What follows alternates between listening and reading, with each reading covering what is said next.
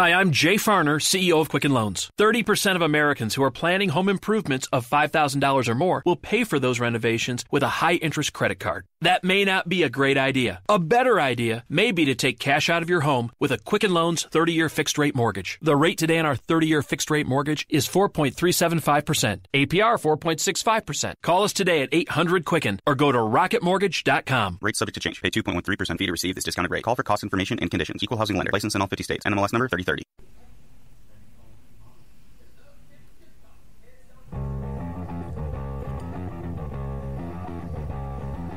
TV party tonight! TV party tonight! TV party tonight! TV party tonight!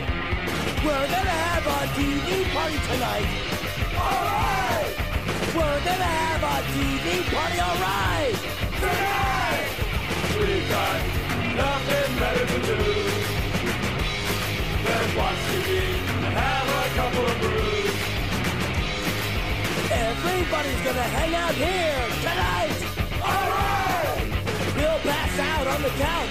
All right. Tonight. We got nothing better to do than watch TV and have a couple of brews. Don't talk about anything else. We don't wanna know. We're dedicated to our favorite shows. And tonight, our favorite show is All Elite Wrestling! Double or Nothing. Presented to you by the good people at All Elite Wrestling, Cody Rhodes, Warner Brothers Television, and Bleacher Report app or something. And the Young Bucks. And Kenny Omega. Collectively known as the Elite. They were all there.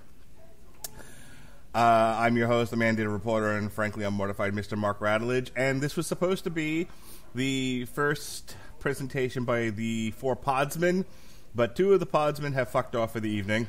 They had other engagements, so it's just me and the one and only, the disapproving dad, Jesse Starcher. How do you do, sir? Oh boy, has that ever been more of an appropriate moniker for today? My goodness. Well, Mark Radulich, I am here. I am what you would call a not disgruntled, but disenfranchised wrestling fan. Used to be a huge wrestling fan, and it seems like I just kind of fell out of it. So for myself to be invited amongst you, Chris Bailey 3 times and Chris Sheehan, to talk about wrestling, at first I was like, man, I don't know if I'm going to be able to like even participate and hang with you boys. You ever heard the phrase, I can't hang? Trust me. Sure. Yeah, there you go. I feel like I could not hang here because I know the wrestling knowledge that you bring. I've heard you in the past talk wrestling. And of course, Chris Bailey with his massive amount of wrestling knowledge. I've just in discussions with him. So I felt a little out of my league, but you know, I am here tonight to present a casual wrestling fan's perspective on jumping back in to wrestling, specifically a promotion that is not WWE, which is outside of my knowledge as well. So I'm glad to be here, number one, and glad we have the chance to talk about Double or Nothing. So what are we getting into here? What the hell was this all about? So last year, and we covered this too here on the network, we did another casual fans review, and that's really what these are. If you're looking for deep and knowledgeable interpretations, analysis of these non-WWE wrestling events, you ain't going to find any of that shit here. Go to 411. Go listen to Larry Zonka. He watches all this shit. He can tell you all about it.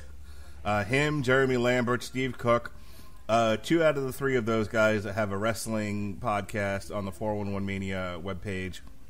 It's a grand old time. I listen to them pretty regularly. They're good. They're good fellas, and they're very knowledgeable about the product, and they can tell you all kinds of tings. All kinds of tings, Jesse Stark. Big tings. Big tings sometimes, I imagine. Big tings, they can tell you. I don't follow a lot of wrestling outside of the WWE. I barely follow the WWE now. They're kind of on the verge of losing me, like they are most of their fans. But it's hard to break the Monday night tradition. I don't ever really watch SmackDown, but I still watch all the major events. I still watch the NXT events. I don't necessarily watch the NXT TV show anymore. I kind of catch up right before there's an event, which there is next week, as a matter of fact, on June 1st. But that's about the end of it. I used to try to watch New Japan Pro Wrestling on Access TV, but there's with all the other stuff that I do, everyone's got things they do, Jesse, right? I hear you. Trust me, I feel you there. We've got wives and girlfriends and boyfriends and transgender friends and all kinds of friends. Indeed. And we have children, boys and girls, and transgenders. I just want to be inclusive. I don't want to be exclusive. I'm trying to get everybody in there. Get them all in there, Mark. We've all got big tings, Jesse. Mm-hmm. And then we have the things that we like, So I watch a lot of TV and a lot of movies, and I do a lot of podcasting, and that's just what my wife lets me do. So, yeah. We do boxing on here. We do MMA, so there's not always a tremendous amount of time to watch all this wrestling outside of the WWE. Now, like I said, you have your Larry Zonkas of the world, who that seems to be what he does. So, he watches all that. He knows all these people. This is more going to be, this is why, it's part of the TV Party Tonight slate of Radledge and Broadcasting Network podcasts. This is more of a casual viewer's opinion on things. How did this come across? That is the question we will ask tonight and answer for people. Mm-hmm. How did this come across for people who are lapsed wrestling fans or who may not even watch wrestling but somehow or other got made to watch this either through a friend or spouse or whatever for the first time? And did they do an effective job of hooking that audience for future viewings? These people have a TV show coming up on TNT because we're back to 1995 and it's the Monday Night Wars. Nostalgic, people. Nostalgia. Yeah, so AEW will have a show on TNT, and they've got a slate of pay-per-views coming up, which you can buy on the Bleacher Report app. It's what I did because I don't steal. Oh, wow. Look at you. My nose firmly out in the air on that one. Oh, that's great. Streams, only what comes out of my penis, sir. My wife just kind of gave me this look like, why? Why must it always be about the Glory Hammer? It's all gotta be. So that's it. That's my pre-ramble before we talk about the actual show. Did this do an effective job of hooking people who don't obsess over wrestling? Fair? Mm-hmm.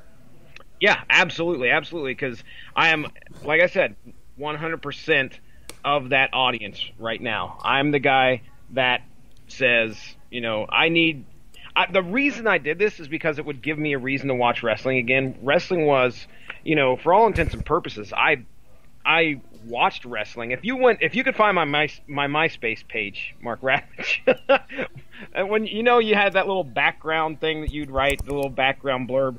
One of the things I remember writing was that I was a fan of wrestling, not only what happens in the squared circle, but some of the stories that happen behind it. Now, this was back 10 years ago, 12 years ago, somewhere around then. So I grew up, especially in college, enjoying wrestling. This was at in the late 90s. And, I still remember back in the day in the 80s watching wrestling as well. But something happened, just to where when did the WWE lose you? I would have to say, in all honesty, it was probably about 2012, 2013. Wow. I used to watch WWE pretty religiously there every Monday night with all my friends. Now, you mentioned everybody's got things to do. Well, things happened. I had a child. 2010, I had another child. So, that kind of stacks on top of things. And, about the fifth time I watched John Cena versus Randy Orton, I was a little like, okay, where can we go from here? What's new? I was a huge fan of CM Punk when that was going down, so I remember watching then pretty religiously, but I just kind of fell out of it. And so what happened is, a friend of mine, the only way I really kind of stayed up on wrestling was listening to podcasts and going over to my buddy's house and watching, usually every month we would sit down and watch a pay-per-view. Kind of gradually became every 2 months, every 3 months, and now it's just the big four. And hell, last year I think it was only WrestleMania. So, it's just continually becoming less and less a part of my life. And the thing is that I'm friends with a lot of people who are wrestling fans. You are buddies from the Casual Heroes, friends that I knew from back then, and a lot of wrestling sites. And it just seems like the fan base they're not excited anymore. There's no excitement about some of the angles that are going on. And I don't know if that's just because we're all smart marks now or what. But AEW, I believe also in competition. AEW is bringing the competition now, just like you said, we're flashing back to the 90s. They're going to try and compete with the WWE, and that's a very, very daunting task. But now they're having the opportunity to do this, and I believe competition makes for a better product, in my opinion. It makes for fans to be happier. I was never happier than watching stuff with the NWO or stuff with the Attitude Era. So AEW Double or Nothing, let's see if it hooks me, man. Let's go through what happened on the card and talk about things. First off, 3 hours and 40 minutes was what I watched this on what I had, and that wasn't counting the pre-show. So number one, I'm going to go ahead and give him a strike right there because it's too fucking long. No. WrestleMania was too long. Oh, this was maybe a bit overcooked. Okay. Let me first, before we get into it, let me just say this: the WWE has had competitors. They currently have competitors. They had TNA for a while. Though TNA still exists, but it's a shell of what it used to be. There's Major League Wrestling that's out there, which I believe you can watch. Never heard of it. Yeah, Major League Wrestling put out MLW put out a lot of podcasts. That's why I'm aware of them. I think that's where Bruce Pritchard started. I feel like Tony Schiavone, that's how his got started through the MLW podcast network. They have a wrestling show. Actually, Tony Schiavone has called wrestling for them. Okay. I believe so has Jim Cornette. So that's out there for people to find. I've never watched it. I've heard it's good. Ring of Honor has been around for a long time, and it's ebbed and flowed with popularity. Depending on which wrestlers they have and don't have. A lot of the guys that are now in the WWE came from Ring of Honor. Yep. Ring of Honor was kind of the sort of spiritual, and in a lot of ways, I think the spiritual successor to ECW. And now people are like, clearly he doesn't know what he's talking about. Well, what I mean by that is, ECW really had its finger on the pulse of the up and coming wrestlers, and a lot of them kind of passed through ECW on the way to bigger and better things. Such is the case for Ring of Honor. Ring of Honor is where CM Punk started. It's where Kevin Owens started. I mean, granted, I know they have other indies, but Samoa Joe, just those three guys alone, three of them, all three of those guys have been at the top of the WWE main event scene at one time or another. So competition isn't a new thing for the WWE since the fall of World Championship Wrestling. Some of these companies get bigger than others. Some of them make bigger mistakes than others. TNA, I think had a shot, but poor management kind of tanked them, and now they're kind of they're tainted. You hear TNA and you just think Dixie Carter and all of this stuff that's happened that people didn't like and just gave up on the product. Mm-hmm. So hopefully AEW. By the same token, AEW has had the opportunity, if they choose to accept it, to have seen a lot of mistakes being made. A lot of mistakes by Ring of Honor, a lot of mistakes by TNA. and hopefully they won't make those mistakes. They've already made a few, so let's talk about them. Okay, all right. So there was a pre-show that was supposed to be streamed on YouTube. I was on the YouTube page. It wasn't streaming for me. I don't know if anyone actually saw anything, but there were a lot of comments like, not a good start, guys. Ooh, that is bad. Ooh. Yeah, I went to the Bleacher Report app at that point and just shelled out my $50, and I got the pre-show, and it just bled right into the main pay-per-view. So that's how I was able to see it. And we started off with the 22-man Casino Battle Royal. I didn't understand what I was watching. Uh-oh. So yeah, I'm looking at the wiki right here. Winner receives a future AEW World Championship match against the winner of Double or Nothing's main event. Okay. All right, so you didn't get that at the beginning, or what? Well, the problem is I came into it a little late. So, like, there were already guys in the ring when like I said, I was waiting for the stream to start. It never started on YouTube. So I went to the Bleacher Report, bought it, and the thing had already started. So I didn't understand what I was watching in the beginning. Like, there were guys in the ring, and, it was like a Royal Rumble, but it was like every few minutes, like 4 guys would enter, I guess. Oh, okay. Sorry. Every 3 minutes, 5 more wrestlers enter. Oh, there you go. Reading, folks. Thank goodness for the internet. Yeah. The match had 21 entrants, 5 starting the match, and every 3 minutes, 5 more wrestlers enter the match, with the 21st and final entrant entered alone, which ended up being, I think there were actually 22 guys, and the last one was Hangman Adam Page, because his match was mothballed because of issues with Pac, if I remember correctly. Okay. So the winner of this battle royal received a future AEW World Championship against the winner of Kenny Omega and Chris Jericho. Okay. All right. So here are some of the participants: Sonny Kiss, Brandon Cutler, Ace Romero, Glacier from that's a throwback. Yeah, buddy. Brian Pillman Jr., Sunny Days, Joey Janela, who done killed himself several times in this match. Uh-oh. I don't think he knows how to take a bump, except if it's on his head and neck. Oh, no. Oh, poor guy. Did you happen to know? Did you watch this? Did you see this one? No, I saw highlights of it, but that was just them recapping what happened. Google Joey Janela lands on head. 800 results. Yeah, pretty much. I honestly thought they fucking murdered him in the middle of the ring. Oh my! Who? I mean, you ever heard of this guy before? I'm looking at his CZW background, Pro Wrestling Guerrilla. Okay, so the first time I knew who Joey Janela was, was last year. Myself and Pat Mullen reviewed All In, which was an independent show put on by Cody Rhodes and the Bucks. And supported by Conrad of the Bruce Pritchard podcast and the Tony Schiavone podcast, and now the Art Bischoff podcast, 83 Weeks. Mm-hmm.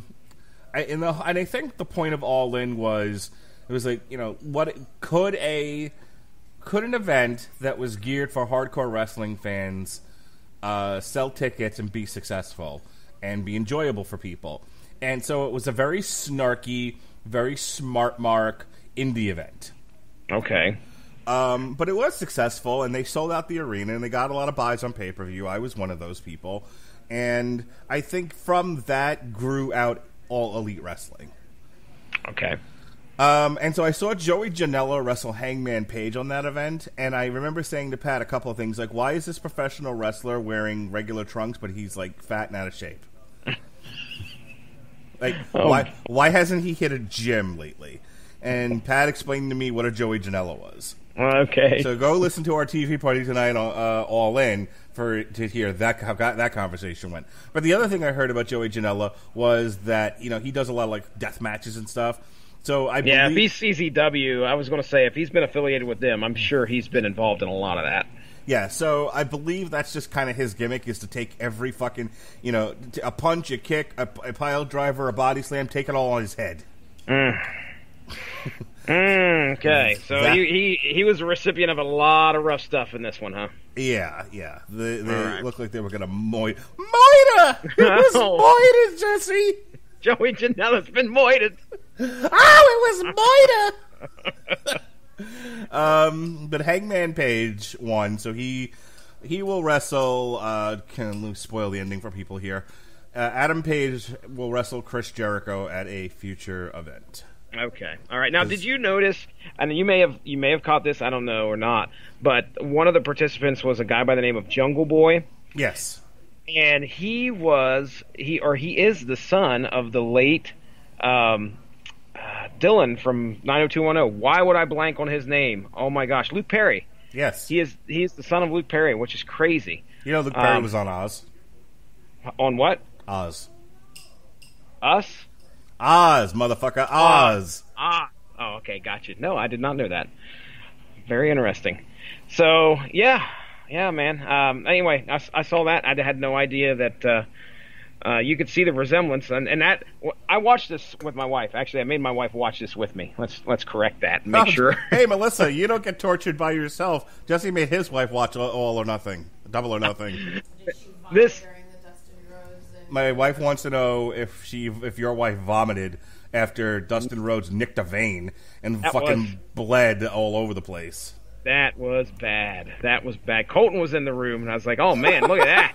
Check that out! Get out of the room! It's the Crimson Mask, son. Look at it go!" But yeah, we'll talk about that for sure. But yeah, Jungle Boy, I thought that was pretty interesting. You know, Luke Perry's son. That's pretty crazy. Okay, so here's the guy that I want to talk about, and I am reconsidering my thought that I'm too fat to be a wrestler. Okay, Melissa, come look at this guy real quick. Okay, Google image Ace Romero. Ace Romero. Yeah.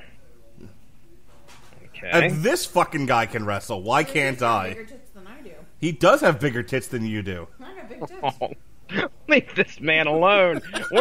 Was he part of? So I assume he was in here. He was in the Battle Royal. His fat ass. Look at him, Jesse. Look at him. He's not even wearing full trunks. He's wearing just the shorts. He wears short shorts. Wow. He does have a wiki entry, so I'm just curious. Oh, nope. Nobody has taken the time to develop a wiki entry for Ace Romero. Just a link, unfortunately. No, you gotta Google "you fat fuck." That's... I see. Oh, I've seen his. I've seen his. You fuck. Or more commonly known as Ace Romero. You fat bastard. He's a big dude. Yeah. I'm gonna start running again and get some wind, and I'm gonna become a professional wrestler, get signed for millions of dollars for AEW, and I'm gonna wrestle. Millions of dollars? And then I don't know. I think he got hundreds of dollars. Hundreds. He may have gotten tens of dollars. And a sandwich. They paid him in Cheetos. Oh shit! Oh man! Oh, this fat he's bastard. just back there in the back. He's got like 6 bags of Cheetos around him, asking the other wrestlers if they got paid. I got my payment early. Oh damn! I hope you're enjoying this motherfucker, Mark. I hope you're enjoying the show, everybody. Remember all that technical stuff we said we don't talk about? There's prime example number 1. Love you too. This guy's my new favorite wrestler, by the way. This fat ass. Romero. So yeah, this guy was in the Battle Royal, and he eventually got eliminated. Yeah, I was rooting for him though. I wanted him to win. I'm hoping the WWE doesn't notice he exists. Don't. I was going to say, don't worry about him getting signed. He's okay. It looks like there's at least one link that shows that I guess at one point he worked for MLW, and he has a T-shirt that you can buy, Jesse. Really? Yeah. I'm going to spend the next hour talking about this guy. Can we? No, you said you wanted this to be an hour long. I didn't realize it was going to be Ace Romero podcast. I was not prepared. I did not make notes. It's an hour on Ace Romero, yes, and then we're done.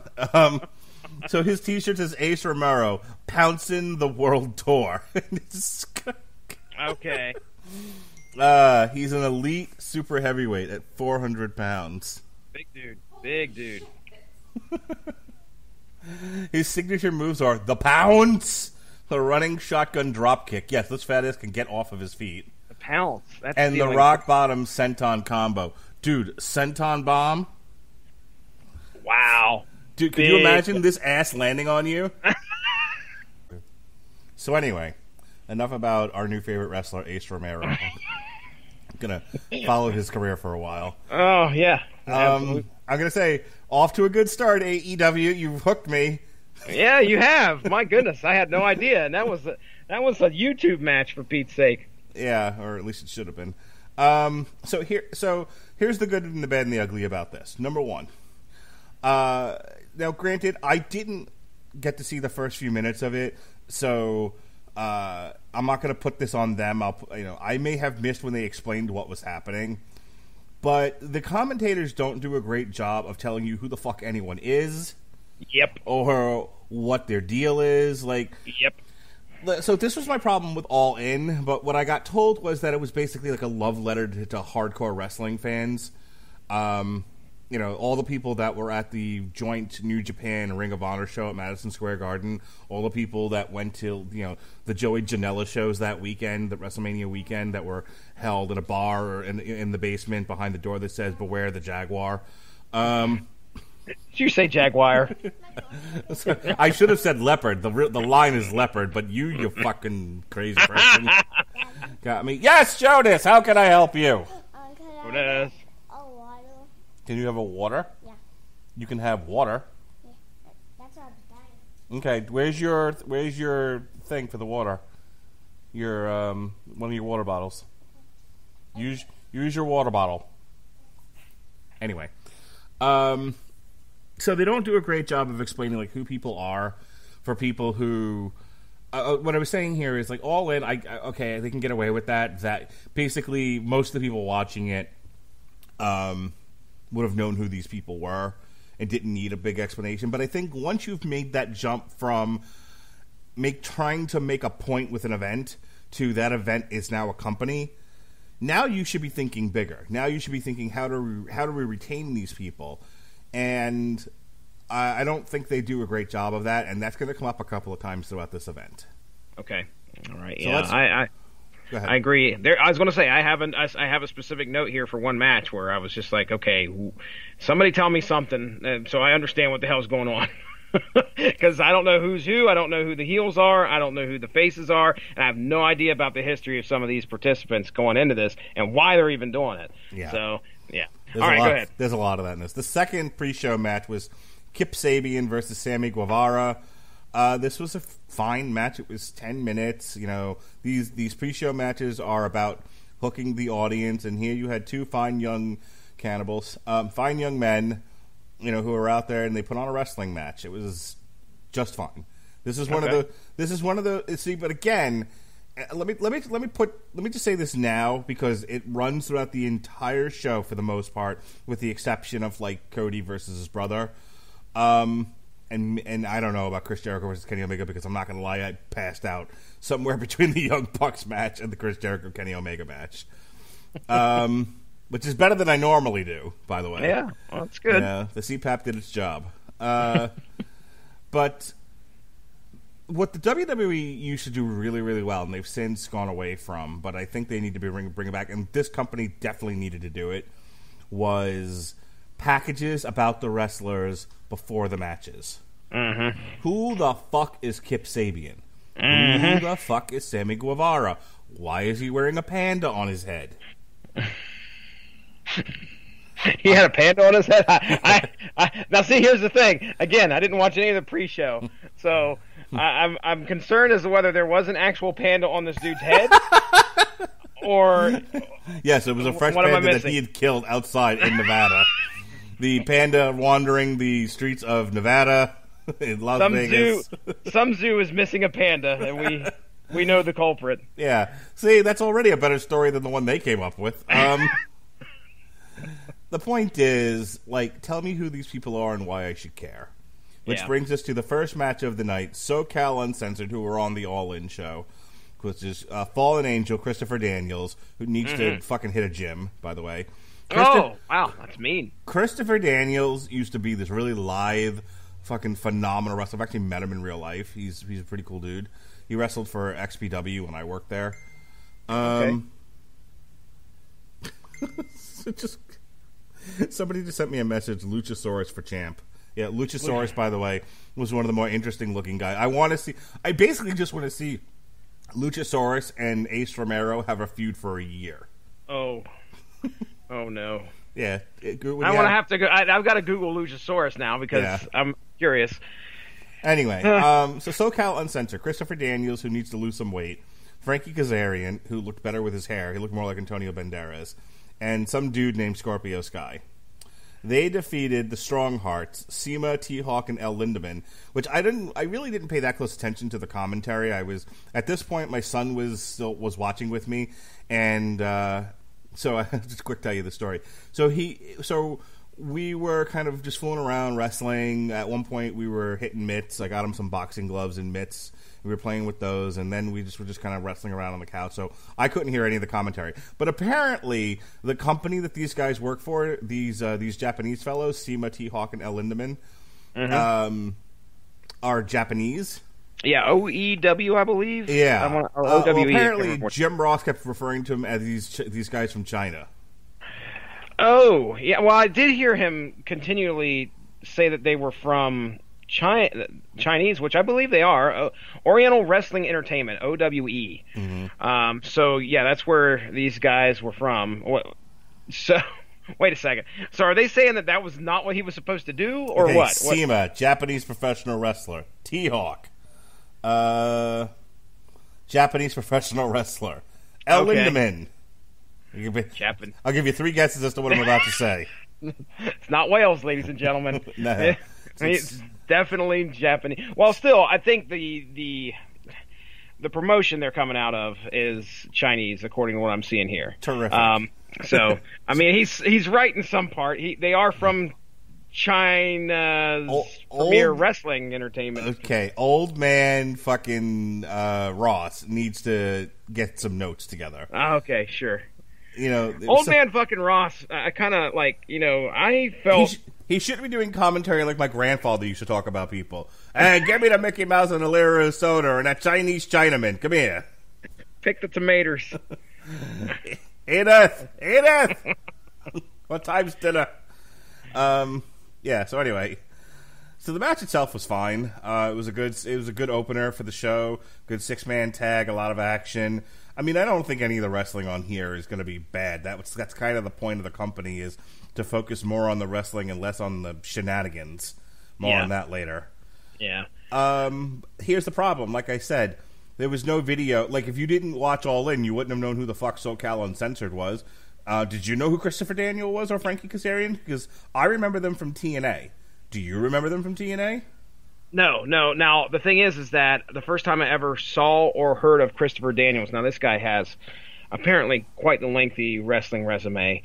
However, legitimately, it was last month in April when I went to the local wrestling here in Marietta, Remix Pro Wrestling, they had Christopher Daniels versus our champion. He won the championship and then lost it a few seconds later when somebody cashed in something. So, I was actually impressed with Christopher Daniels when he was here. He was put in the ring against one of our more, I guess you would say, lucha-style wrestlers, and he did a fine job. And I remember Gavin was sitting there with me and telling me that you got to watch this dude's moonsault, which I don't think happened at all in this match. I don't recall him going up to the top and hitting a moonsault unless I had my head turned. But either way, I knew who Christopher Daniels was. Now, are we going to talk about Scorpio Sky, or was that his name, Scorpio Sky? Could we go back to the Casino Battle Royal for just a minute? Sure. There was a guy with no legs in the Battle Royal. I just need to tell you. Oh, come on, dude. No. This is something that no. Why did I not watch this? You need to go find footage of this train wreck. Lieutenant Dan, there was no legs in this Battle Royal. No, there was a guy with no legs, and my wife sat down and watched it with me. She was like, "Lieutenant Dan, you ain't got no legs," and then when she fucked off for a while. Now let me read you something here. It says in professional wrestling, a battle royal is a multi-competitor match type in which wrestlers are eliminated until one is left and declared a winner. Typical battle royals begin with a number of participants in the ring who are then eliminated by going over the top rope and having both feet touch the venue's floor. You know, she made the same point to me. Damn it. Oh, well. And I'm going to tell you, I don't think he gets to eternally win battle royals because he ain't got no feet. That's the greatest thing ever. I'm pretty sure it's inferred when your feetses or stubses is. Oh, dear Lord. Oh, man. This motherfucker did a 619 in this thing. I don't want to make jokes. I am legitimately scared of making jokes right now. I just do not want to. I But wanted this Battle him to Royal win. apparently is the best thing that's ever happened on this card now, and I want to watch it. Yep, you had Ace Romero, a fat ass, a guy with no legs.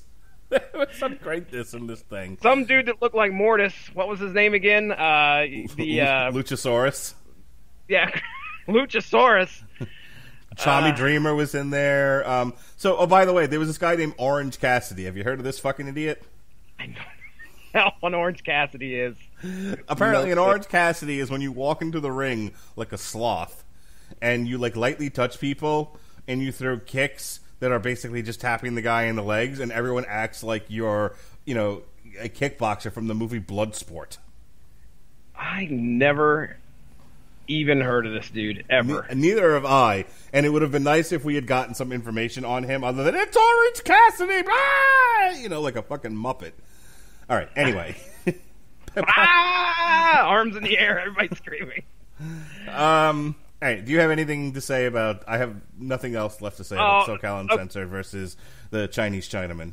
I think it was a solid first match, good opener.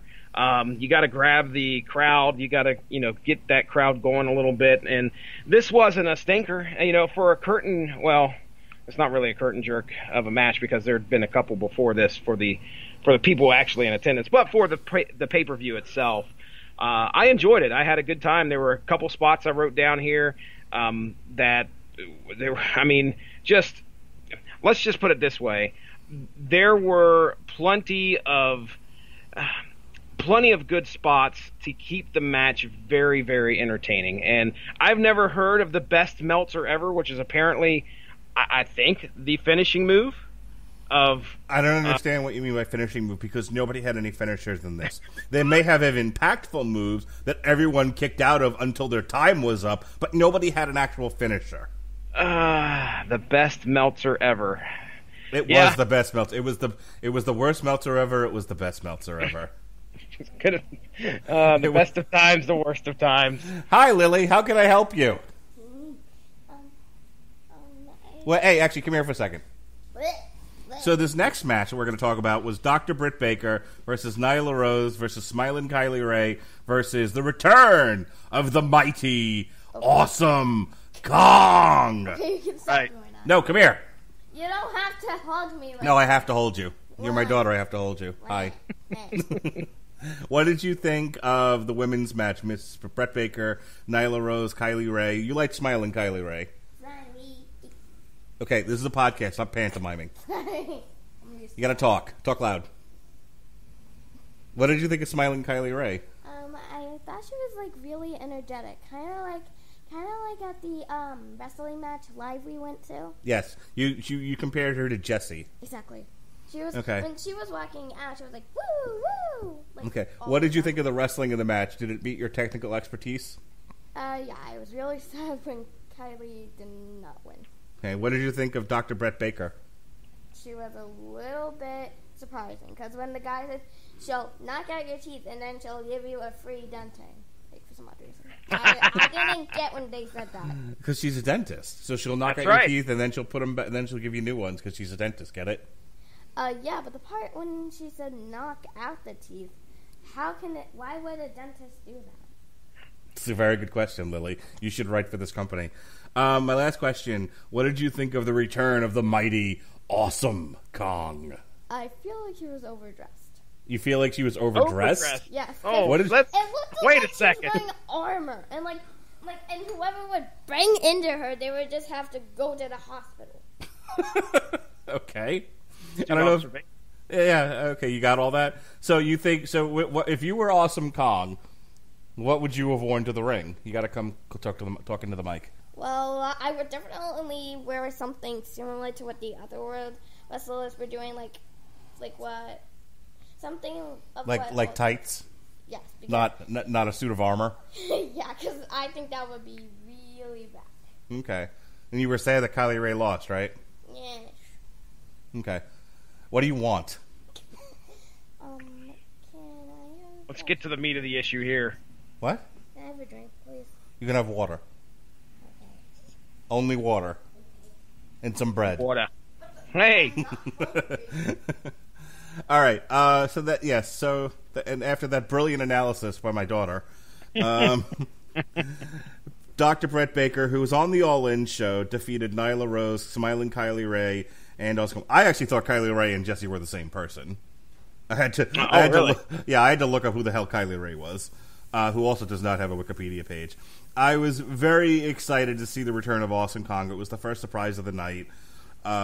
She didn't do shit.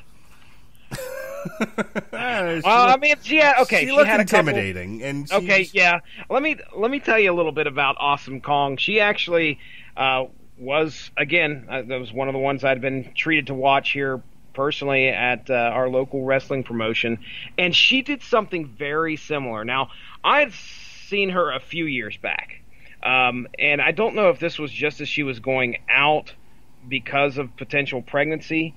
I remember that being the rumor or whatever, but she had a very limited role in the match, and I think she was going, it was either a triple threat or it was a one-on-one. I'm pretty sure it was a triple threat, but either way, she did something very similar that she did in this match, which was she got in, did a couple moves, and then lived the rest of the match pretty much on the outside. So yeah, she just did very little in what I saw there, and then I noticed that felt like exactly what she was doing here. Like she was outside, she came in, did a couple moves, and then she was back outside of the ring again, feigning she was injured or out of breath or whatever. But I wasn't too impressed. But worse than that was this Nyla Rose chick, who seemed to get involved a little bit more. However, it seemed like there was less of a ring awareness than the other two that were in there, Smiling Kylie Ray, and Britt Baker. Britt Baker, again, I've seen her in person. She's been impressive. Last show I watched here in Marietta, Ohio, was Kylie Ray was involved on the card, and she was impressive. So I knew that those two would probably do a great job, and I wasn't let down. But go ahead. Here's how I would have done this. Here's how I would have. I'm a fanfic this for you. It would have involved the Hulk. No, I'm just kidding. So I would have booked it as Britt Baker versus Nyla Rose and Kylie Ray as they did, but instead of having Nyla Rose come out to the match, I'd have had her beaten up in the back. Ooh. And then they go to announce her and she doesn't come out, so then out comes Brandy Rhodes. And instead of, Brandy Rhodes doing what she did, which was look like she was going to wrestle and then swerving the crowd, kind of, like a Stephanie McMahon kind of a thing, mm-hmm. I would have said, we don't, this was booked as a triple threat, and a triple threat is what it'll be, and then out comes Awesome Kong. Okay. That would have been nice. It would have been, I think, a little less awkward. I don't think these four knew quite how to work a fatal four-way. And there's a psychology to dealing with, the Ace Romeros of the world, and fantastic wrestler. The heavy look. My wife actually said he kind of has a body like Yokozuna. So let's take Yokozuna as an example. You don't work Yokozuna the way you work Bret the Hitman Hart. No, you do not. It's different. Right. So even though these guys can get off their feet and actually, do some pretty cool stuff. There's a psychology that if you're going to put a big person in there, they have to do big people things, and then you have to kind of work around that, or there is really no psychology to it, and it's just people doing moves. And then why have them in there? Why would you have an Awesome Kong if you're not going to present her as a gigantic beast? Mm-hmm. You know, she needs to be a titan in there. Kylie Ray is this little chick, right? She's a little, Britt Baker is not much taller than Kylie Ray, and is also a really thin, pretty good looking model type girl. And if they're equal to Awesome Kong, why have Awesome Kong at all? Yeah. So you want to work that differently, and I don't think these four women really either know how to do that or understood it or whatever. But it felt like Awesome Kong and Nyla Rose just kind of took each other out, and then you had a wrestling match between Britt Baker and Kylie Ray, and I'm like, okay, yes. Cool, whatever. Mm-hmm. Yeah, and if I remember correctly, the finisher, there was some sweet chin music involved, it looked like, and then the finisher itself, I can't remember what exactly it was. She did like either a suplex, brainbuster, or neck breaker. I cannot remember, but it did not look like it went smoothly. Whatever happened, it ended with Joey Janela landing on his head. He's just in the back. He falls down. What the hell happened? He's like when Damian Sandow was the Miz's stunt guy. It's like Brett Baker hits a drop kick on Kylie Ray, and Damian and fucking Joey Janela just throws himself out a window. But here's the thing: he has no idea about what's going on. Okay, he's just trying to live, and all of a sudden, like just out of nowhere, he's like catering. All I want's a Pepsi. Oh, poor Joey Janela. That's great. Book that shit. Janela versus the Air. He might take less damage that way. All right. Anything else about the women's? No. It was it was nice to see women that I actually recognized. I recognized every one of these ladies except for Nyla Rose. Had no idea who she was. But the other three. So instead of telling you about who Britt Baker is and Nyla Rose and Kylie Ray, and kind of explaining to you what their beef is and why these were thrown together in a match, or telling you anything about them other than kind of showing you a picture, they showed a video for a wrestler who wasn't on the show, but I guess is coming to AEW.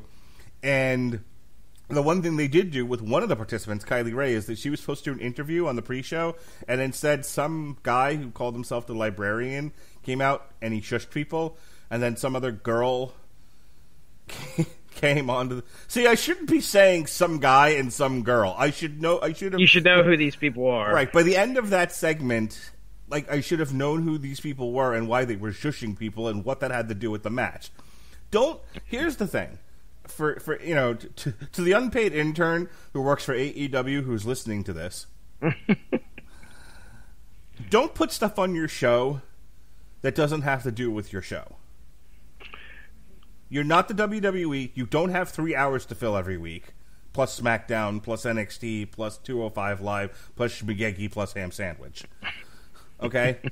You had a little over 3 hours until your next show. That's a lot of... You're paying for this time. Don't waste time with shit that has nothing to do with your show, that doesn't tell me who any of these people are. I didn't get the segment. I didn't learn anything about them. And the one girl who might have benefited from us having an interview, like I don't mind, like, if they had just interviewed Kylie Ray and she did her smiley routine and she was like, and I'm so chipper and I'm just glad to be here and gosh golly, I hope I win. Okay, I know that you're a baby face, and and I'll root for you. And my daughter will root for you, and will be invested in the match. Instead, they don't let her say anything. She just smiles like a goof in the background, and then you have these other two who weren't involved in the match. So you have a choice. If they're gonna take up her mic time, then introduce them in the match later somehow. Mm-hmm. But they were nowhere to be seen again. This feels like what I had to do was take my mind out of... I basically had to put it into independent wrestling mode. Like, I had the indies. This is going to go watch a show, and I have no idea who the participants are. And the only way I could have possibly known about what's maybe prompting the matches was to watch whatever YouTube or Twitter that they had put out. And unfortunately, that's, for me, the casual viewer, is not going to make that effort to go and try and research if there were promos done.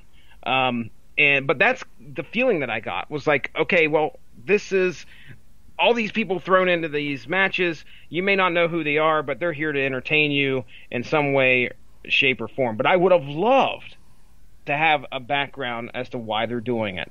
And yeah, there's many times throughout here, specifically what we just talked about, as to, okay, why are we here? What is this all about? And, give these people the opportunity to kind of express who they are, do a little mic work. My goodness. But nope, it's just smack dab right into it. I mean, Awesome Kong was a great surprise. Let me tell you about the boxing match I saw last week, okay? The boxing match that myself, Sean, Pat Mullen, and Robert Winfrey and I covered. Gosh, what was it? It was Deontay Wilder versus some dude. Okay, so it was on Showtime. There were 2 fights before the main event. Every fight had a package about who these guys were, and why they were fighting, what they were fighting for, and you got to know them as competitors and people before they ever got into the ring. Could you have imagined how long this show would have been? Well, if they would have done that. Okay, so let me talk about the next match then. Okay, and why this needed to be cut to 2 minutes, or cut it from the show entirely. So these 2 dorks called the Best Friends. Chuck Taylor, who needs to hit a fucking gym. Chuck Taylor has dad bod. Okay. Oh goodness. And some other guy named Trent Beretta. Okay. Who apparently worked in New Japan and Ring of Honor. Okay, cool. Against 2 guys named Angelico, who I guess worked for AAA and Lucha Underground, and Jack Evans, who looked like he just got out of high school and showed up to the event. My goodness. Okay, so here's my question. I don't understand why they were dressed as why all 4 guys who were wrestling each other were dressed as second-rate DX. They were all wearing black and neon green. If your competitor shows up in this, they don't even do this in the UFC, and they have 2 colors to pick from. Yeah. Okay, if one guy wears black, the other guy wears white. Yep. You want to be able to distinguish. I mean, in boxing, if 2 guys happen to be wearing this similar colored shorts, at least they put at the bottom of the screen who the fuck is who and the difference between the shorts, so that you can kind of follow what's happening if you don't know who the 2 guys are. This is my last note when I was writing notes out for this match, and it was, who the hell are these guys, and why aren't the announce team putting them over? Because it was like they didn't even know who they were. It really felt like they had no clue. Like 4 guys from the audience just jumped in the ring, and they were like, "Well, we don't have time. We have time to kill, so why not?" I believe that the crowd was seriously chanting, "Who are you?" Okay. So we'll get to that. Hold the notes on that. I will. I will. So yeah, all 4 guys wore the same colors, which confused the fuck out of me. Yeah. Which was even better because my son couldn't follow this one at all. Okay, the 5-year-old had a real hard time with who the hell was who.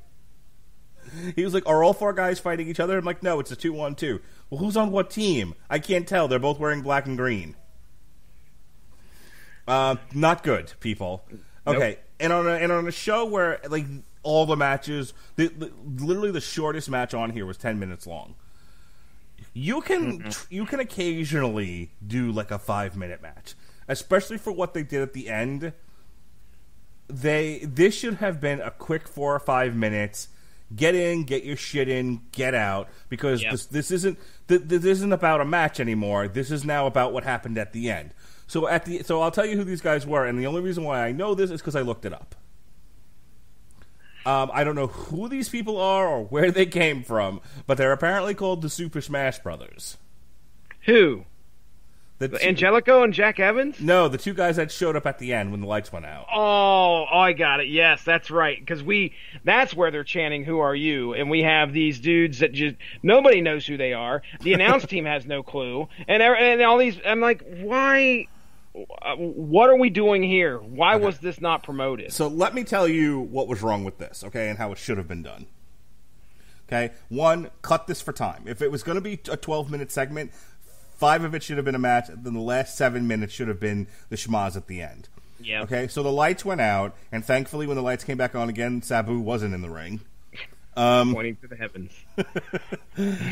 All right, I'm not going to lie. I utterly stole that one from Larry Zonka. Sorry, Larry. Anyway, so the best friends win. Chuck Taylor, who needs to hit a gym. Him and Christopher Daniels need to lay off the carbs. And Trent Beretta. Give your sandwiches to Ace Romero, okay? Stop it. Just a little payment for him showing up. A little bit more. This Angelico fellow who looks like the spiritual successor to Alex Wright. And again, Jack Evans, who looked like he just got out of lacrosse practice at the local high school. Get some trunks, pal. Anyway, Oh boy. So they should have had their short match, and then you can do it the way they did it. I was kind of fine with the lights come out, and then the lights come back in, and the Super Smash Brothers are there, and then the lights go out again, and then the lights come back on, and the minions are just whip beating the shit out of people, and the Super Smash Brothers are kicking ass in the ring, and that's fine. Here's what was missing: they needed like a mouthpiece to say, "We are the Super Smash Brothers from the..." Didn't happen. From the glorious reaches of the Terror Vortex, or wherever the fuck they're from. Didn't happen though, did it? No, no one knew who these guys. And then either there should have been a guy in the ring doing it. But if you can't like get him a manager or a mouthpiece to explain who they are, then at least someone on the commentary team should have heard of who they were, and should have told the audience at home if Unfortunately, they wouldn't have been able to tell the audience that was there that were chanting, "Who are you?" Yep. But at least then the viewing audience wouldn't have been.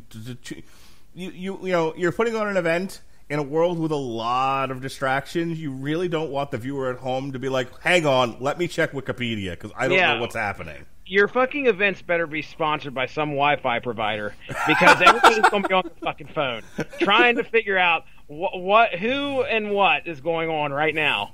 All or Nothing, brought to you by Spectrum Cable. Free Wi-Fi at the event. Trust me, needed. Yeah, so I had no idea who the fuck the Super Smash Brothers were. Nobody knew either. And then the commentator's just like, I don't know who these guys are. So again, stop assuming the audience knows what you're doing. You're a little too snarky for your own good, which was the problem I had with All In. All right, so that was that. Again, the wrestling was fine. Meh. So, yeah, I had a few notes. There was like a 6. One of these times somebody's just going to come up with it's not going to be a 180, 360 splash. It's just going to be infinite. Somebody's just going to stand there and spin somebody in the air while they flip, and then they'll land a splash. It's going to be amazing. They're going to land on their head, and Joey Janela's going to get a headache. It's going to look like, Sonic the Hedgehog doing a spin move in the middle of the air. It's boom! And there's just going to be like a bunch of rings in the air. And I mean, at this point, I wrote down here I was kind of worried about the crowd. I couldn't tell if they were in it or not, but they ended up getting back into the match. It was kind of hard to judge the crowd, just because what I'm used to seeing. You could hear a lot of reactions, which is great, but everybody seemed to be sitting down most of the time. There were a couple times throughout this event where I remember seeing people stand up, and they were really, they were into it. We had some chants, which is great, but in this particular case, at the end of this match, the chants were not exactly on the side of the wrestlers here or the creative team. So anyway, yeah, Best Friends. I like the tag team name Best Friends. I think that's fucking hilarious. All right, so this next one was, WCW was good for this, bringing in some foreign talents to fill out a card, give you something you don't necessarily see in the WWE. So that's what this next one was. This was a 6-woman tag between Hikaru Shida, Ryu Abe, Ryu Mizunami, and versus Aja Kong. There are 2 Kongs on this card. Yuka Sakazaki and Emi Sakura. Okay. I actually got through that pretty good, didn't I? Yeah, I will. Yes, here, golf clap. So why'd the Asian woman come out with a mustache on? I just was completely flabbergasted by that, number one. Well, I mean, clearly she was doing a Freddie Mercury impression. Okay, all right. Now, Is that seriously what it was? Is that what it was? Why she was doing Freddie Mercury, I have no freaking clue. Okay. All right, then. Hang on one second. Okay. So anyway, all right. So this match with the three Japanese women was fine. It was, like I said, it was like World Championship Wrestling. Used to do with the New Japan. Lucha Wars. Yeah, Luchas, or the I don't think it was New Japan back then. It was whatever the fuck the name of the company they stole the NWO was from. All Japan, I think it was at the time. So the big thrill here was that this was Aja Kong. Aja Kong is almost 50 years old and looked every bit of it. Oh yeah, yeah. There were times where she looked lost. She looked like my grandpa. Dude, when she walked out, I thought she was like chewing tobacco. Okay, because I think she was chewing gum, but then I realized she brought her own spittoon. It's like a square spittoon, which I have no idea if that's like one of her things, is like bringing the square bucket to the ring, or the random wastebasket, which did get used in the match. But either way, I was like, why is this Japanese lady chewing tobacco and bringing her own spittoon to the ring? But yeah, she looked older. Now here's the thing, I got a little education from you and Chris Bailey in regards to Aja Kong, and she's got rather a bit of storied history about her. But again, Mark Radlich, no clue as to any of these wrestlers, no clue as to why they're there, what the driving force is. So, all it was just okay. Am I going to be entertained by the wrestling? And yeah, I mean, there was some stuff that surprised me, some entertained me enough. But I brought up boxing earlier, and boxing and UFC do a really good job of telling you something about these people so that you have some investment. But at the end of the day, you're watching two people have a fight. Mm-hmm. And that's the attraction. So with wrestling, I feel like if you don't have any kind of investment in what's going on, you're watching people do a gymnastics routine. Yeah. Which isn't nearly as interesting. And I think that's my problem with shows like this, with some of what WWE does these days. There's a lot of assumption you know what's happening, and there's a lot of just, well, here's some wrestling. Like, WWE has a tendency to not focus on the wrestling, which is the whole reason why companies like this are springing up. But they go too far to one way, where it's too much focus on personality and bullshit, and not enough focus on actual wrestling. Like, you get I feel like you get punished if you can actually wrestle a decent match. Unless Vince McMahon already likes you, then nothing you do is wrong. If you're blonde and you have big tits, or if you're a big Greek, swarthy looking Samoan Greek looking motherfucker, if you're willing to swear fealty and kneel before Vince McMahon, kiss the ring, lest you be burned by his dragon. If you're not one of those people, then he doesn't really he gives no fucks. But if you are one of those people, then nothing you do is wrong. Anyway, but then you have a company like this, which the pendulum, I think, swung too far in the other direction, where it's like there was too much focus on the wrestling and not enough focus on the personalities and stories and psychology, which is what sells wrestling. Yeah.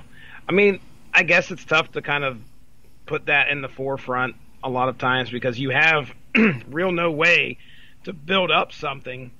I mean, you could. It's just like, maybe they made a decision not to do that and just like you said, focus on the wrestling. And to that, sometimes it becomes a detriment, where, the wrestling's good, but why should I care?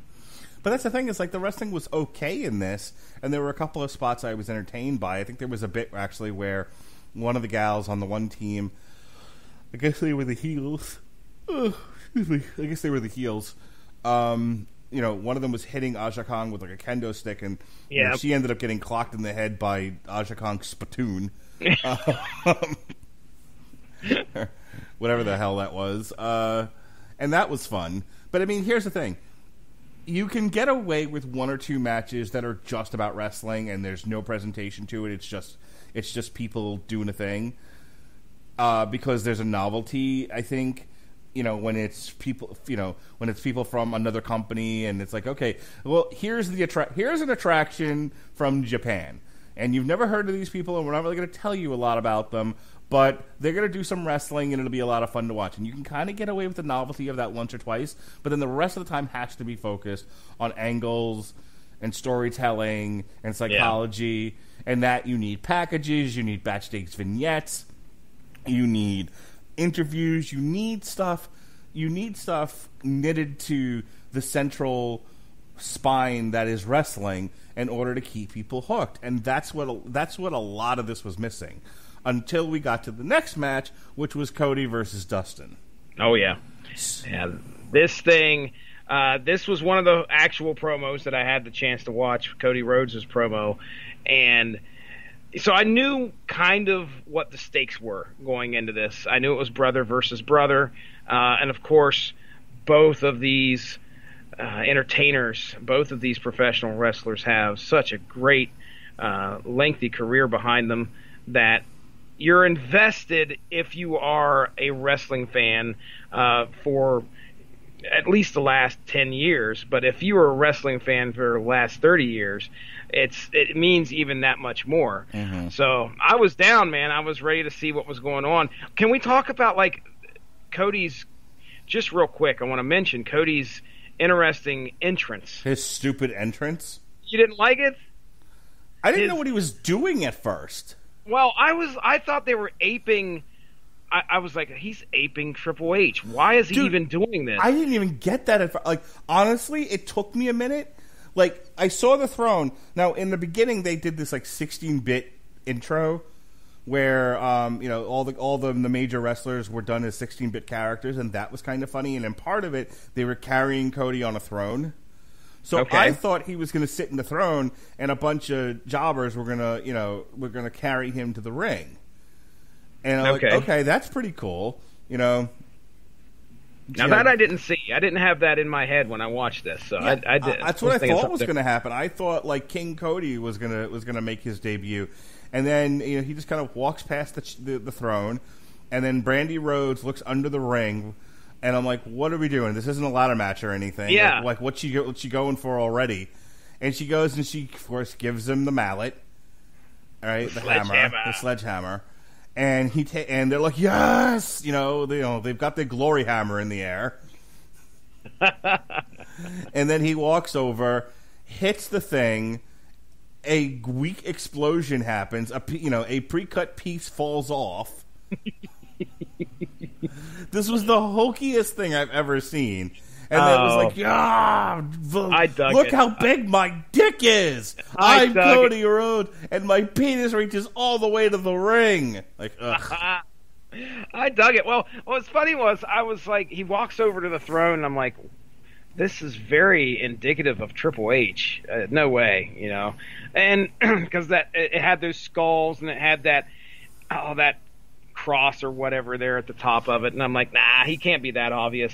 And then she goes for the sledgehammer. I'm like, whoa, what are we doing here? I thought it was a blatant, very piss poor rip off of the WWE. I should have known they were smarter than that. And then when he walks the sledgehammer over and nails the throne, I was like, okay, so I liked it. So answer some questions for me. One, I don't know what his gripe with Triple H is. I mean, most of us, I think, at this point, because of NXT, don't have a huge problem with Triple H, and the problem with the product is Vince McMahon. So I'm not entirely sure what the beef with Triple H is all about. But then again, I didn't work with the guy, and maybe his gripe is you're in all these crazy WrestleMania matches with your stupid entrance, and I got relegated to 97 guy ladder matches and shit like that. I don't know. I'm not Cody Rhodes. I don't really care either. Here's the thing. He was wrestling his brother, who also just quit that company. He wasn't wrestling Triple H. This wasn't an inter-company feud where somebody was coming down holding the mantle of WWE to where that would have... It doesn't apply... Yeah, it doesn't apply to the match. Well, okay. I think my interpretation of it was he was making a statement about all of the pageantry, all of this, all of this production that goes into a WWE program, all of the unnecessary glitz and glamour, when it should just be something simple.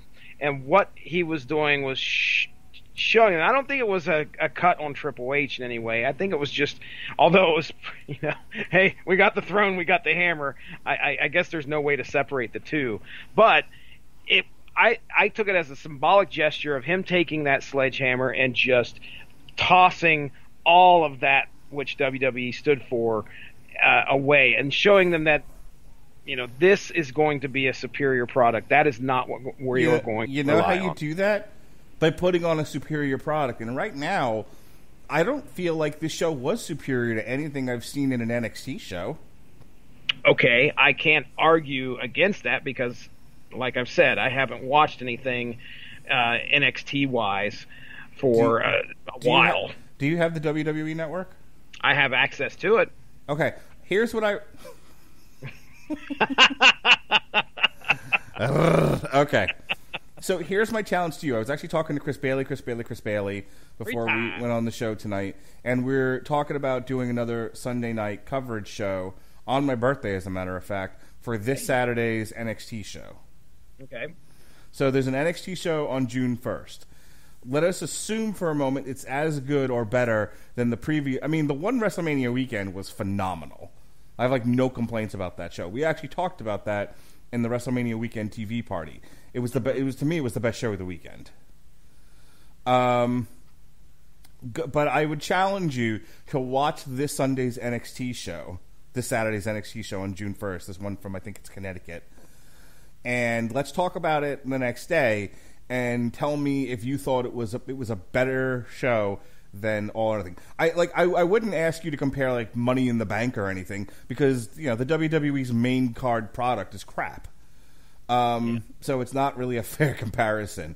But the NXT show is sort of meant for wrestling fans who like wrestling and want wrestling. So I would challenge you to say, NXT, an NXT show that isn't really anchored to any of the big WWE shows. There's nothing going on this weekend except for, in wrestling. There's a boxing show on that I'll be doing commentary for, but nonetheless, go ahead and watch this weekend's NXT show, and then let's talk about it. And I want you to say with a straight face that AEW was better. Okay, all right, and I think that's fair, because I'll be walking into something like that again without any idea about promos, any idea about who's fighting who. So I can make that comparison pretty fairly, in my opinion. So yeah, I'll do it. So yeah, I thought the throne thing was stupid. He was number one.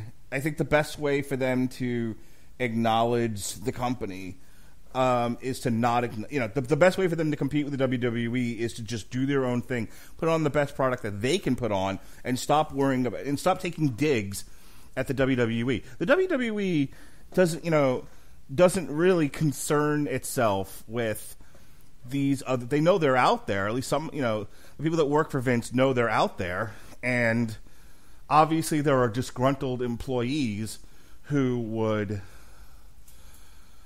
prefer to leave the company at this point. Sasha Banks, Luke Harper, the Revival. There are people who want to leave. So I was worried. Sorry, go ahead. So you have all these people who, in that respect, these companies are a threat because they are now viable places for people to go when they're disgruntled. But other than that, do you think the WWE is going to take? The WWE didn't really start to acknowledge WCW until well into the Monday Night War, and that was they did two things, right? Vince had a personal issue with Ted Turner, and he was hurt by Hulk Hogan and Randy Savage jumping ship. Mm-hmm. Other than that, they didn't take digs at WCW. The one time they did, was the DX invasion, and it was they had the story behind that was I think WCW kept booking buildings that were in close proximity to where the WWF was running shows. And so it was kind of like a knock it off move more than anything else, which has now become like infamous. And it's like, oh look, and then the WCW sort of chickened out and didn't acknowledge them at the time. Though, if you ever listen to the Eric Bischoff podcast where he talks about that, he was like, I was in the ring at the time, and Conrad's like, it's fucking daylight. Virginia, like, what do you mean you were in the ring? Anyway. Funny stuff. Eric Bischoff's full of crap. Anyway, yeah. Okay, go ahead. Go ahead. No, I was going to say I listened to one 83 Weeks podcast. Okay, and I could just tell. Was it Starcade '97? Still to this day, the man is like he's just you can't believe a word that he's saying. Yeah, you can't. He's quite the used car salesman. Gosh. So anyway, it just seems like TNA did this shit, WCW did this shit, ECW did shit like this, and they're all out of business. Yeah, they're not going to get, they're not going to get the WWE's ear in any way. Sorry, TNA's still in business, but who cares? It's just not going to happen unless it's going to be a few years, if any, to where they would have to have a very successful promotion to where WWE would be even worried about them. My impression is that if it's not something, let's do it this way. WWE is not going to pay attention to them because right now they do not matter. They're not a drop in their bucket. They're not, they can make as many comments and snarky remarks as they want, but it's not going to impact the juggernaut, the money-making juggernaut that the WWE is. And until they start seeing anything affect that bottom line, then nothing. They're in a 10-year deal with Saudi Arabia to put shows on there. Yeah. Okay, yeah. They've already got the money. They have a deal with Fox. They have a deal with NBC Universal for their television rights. They could honestly stop booking buildings and just start putting on matches in studios and CGI an audience around them. As long as they put out a television product. That's true. And it'll be what you want to see is people that are so upset with the WWE, which is a lot of what we kind of get here. These competitors are not, they don't want to be part of that WWE product. Well, I should say some of them. I'm pretty fucking sure Ace Romero gets a contract from Vince. He's taking it. He's going to take it. But that's kind of like what, just again, what we've said before. AEW is for that passionate wrestling fan, the people that want to see wrestling. They don't want to see all of the, the unnecessary stuff that's been going on around it. So either way, let's talk about Rhodes versus Rhodes here. We've got to talk about this because we've got through the gross bloodbath, the unnecessary gross bloodbath that took place. The Crimson Mask. It was more than a mask. Yeah, it was. I mean, dude, it was. There's blood on the referee, blood on the mat, blood on Cody Rhodes. There was a lot of hepatitis all over that ring. Mindy was asking me about, like, do they have to get tested? I'm like, I'm pretty sure that they've got to be tested. Pretty certain. Just to see if there's any type of bloodborne stuff before anything like that happens. I mean, yeah, one of my last notes was the amount of blood on all over just everything in the ring. What do you think of the match itself? Here was my problem with this match. Okay. So a bloodbath like this is like your third match, like conclusion, right? It's your blow-off match. Oh, okay. I don't understand why they thought, like, there wasn't a blood feud between these guys. Or at least, like, everything going into this was, Dustin's like, I just want one last road. I want one match where I'm not humiliating myself, that sort of thing. And Cody's like, I just want to kill the McMahon family. That was what I got out of this match. Okay? Your anger's misplaced, brother. Like, Cody's just like, I just want this company to succeed and dance on the grave of the WWE. And Dustin's like, I just want to be in a match where I'm not humiliating myself and wearing, like, Madonna cone tits or something. I want to not have a stutter. I want to not be a joke character. So that seemed to be the motivations of both guys. It seemed to have. Oh, and their match at Fastlane was a pile of shit. So they kind of wanted to, to show they could do better. This to me, like, the lead into it just felt like a lot of whining. Okay. Vince didn't let us have a feud. Vince wouldn't let us be a tag team for very long. So wow. It's like, so they have this crazy, violent, over-the-top bloodbath, and the guy who isn't bleeding wins. Tell me how that made logical sense. I knew that Cody was going to go over. I knew that he should have been the one bleeding. Well, Cody comes into this sort of with the heel vibe, in my opinion. So I mean, you had to make Dustin look vulnerable. You had to make him look like he was going to, he was 50 years old walking into this match. Yeah, he didn't need to bleed gallons of blood to look vulnerable. He looked vulnerable walking to the ring at 50. It's a very good possibility that much blood may not have been meant to be drawn there. Him and Aja Kong didn't know where they were by the time they got to the ring. Oh, shoot. Him and Aja Kong had to be back at the old folks' home before their curfew was over. Leave Dustin Rhodes alone. My gosh. He's the natural, all right, the naturally old.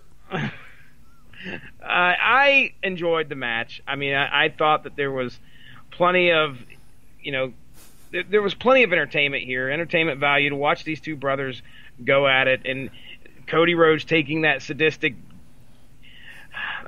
pleasure. Hang on, I got one more. Uh-oh. Oh, no. Terry Funk looks at Dustin Rhodes and says, "Give it up, son. You're too old." Oh, jeez. All right, I'm done now. Terry Funk. So yeah, he was wanting to end the Attitude Era. Cody Rhodes wanting to end the Attitude Era, and but this note I wrote down here, I think may have been, since I wrote it in this match, it's unfortunate because the next match it really did apply. But regardless, I wrote down you can't call them finishers anymore. We've already kind of said that, but I wrote that down here, which in the Dustin Cody match. There was quite a few crossroads. There was quite a few, what you thought was going to be the end, and of course we went to a 2 count. I don't know. I had a Why good wasn't time. this on last? I mean, I know why now, but really, like, don't you think this should have gone on last? In my opinion, yes. I believe that this would have been this would have been perfect ender, in my opinion. I mean, it was brutal, bloody, and. The thing is that Jericho and Omega, that's been a story for years now.